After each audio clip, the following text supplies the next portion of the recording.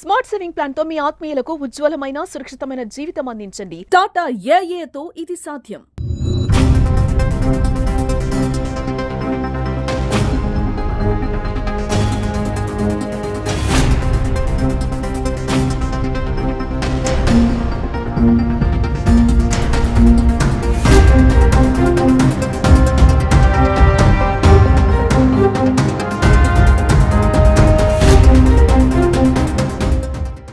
గత 10 నెలలుగా ఏర్గట్ల మండలం తాళారాంపూర్ గ్రామంలో ఏదైతే వీడీసీ పేరిట గౌడ గీతా కార్మికులను వేధిస్తున్నారు, అక్కడ డబ్బులు ఇవ్వాలనే దాని మీద వాళ్ళని వేధించడం జరుగుతుంది.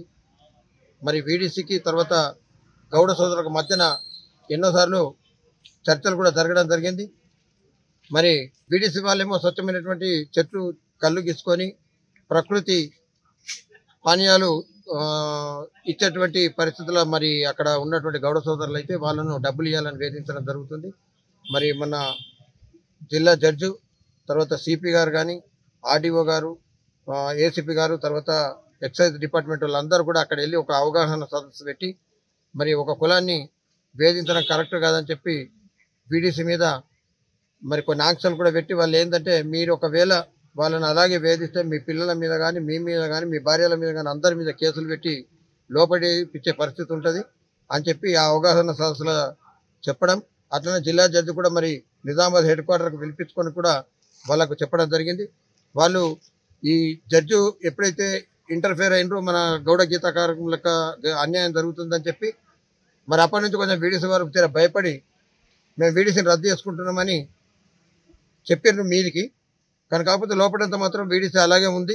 ఈ గౌడ సోదరుడు టైం దొరికిన నాడు వీళ్ళని వత్తాలని ఒక సమయం కోసం వేచి చూసి నిన్నటి రోజు ఒక బీసీ కులానికి చెందినటువంటి వ్యక్తుల ద్వారా ఒక 4-5 చెట్లను మరి ట్రాక్టర్ ముందర చాటతో వీకెప్పించి వాళ్ళని ముంగటుంచి వెనకంతా వీడిసే కార్యక్రమాలు నడిపించింది. అయితే గీతా కార్మికులు చెట్లు వీకెత్తున్నారని చెప్పి ఎక్సైజ్ డిపార్ట్మెంట్లకు పోలీసులకు చెప్తే అది కేసు చేసి వాళ్ళు వచ్చి ఎంక్వైరీ చేసి విచారణ చేసిన తర్వాత కరెక్ట్ పీకేసిండ్రని చెప్పి మరి వాళ్ళను మీరు ఆఫీస్కు రావాలా అని వాళ్ళను పిలిపిస్తే దాన్ని అదుగున చూసుకొని ఏదైతే వీడీసీ వాళ్ళు మైకులో చెప్పి మరి గతంలో ఏదైతే మైకులో చెప్పి అందరినీ కొట్టడానికి మీదకి వచ్చారో అదే విధంగా ఆ రోజు మైకులో చెప్పి పోలీసు వాళ్ళు ఉండగా అక్కడ ఉన్నటువంటి ఒక రిపోర్టరు మరి అక్కడ జరుగుతున్న పరిస్థితిని ప్రజలకు చూపెడదామని చెప్పి అనుకుంటే ఆయనను కూడా అశోక్ అనే వ్యక్తిని కొట్టి మరి ఆయనను వేధించడం జరిగింది.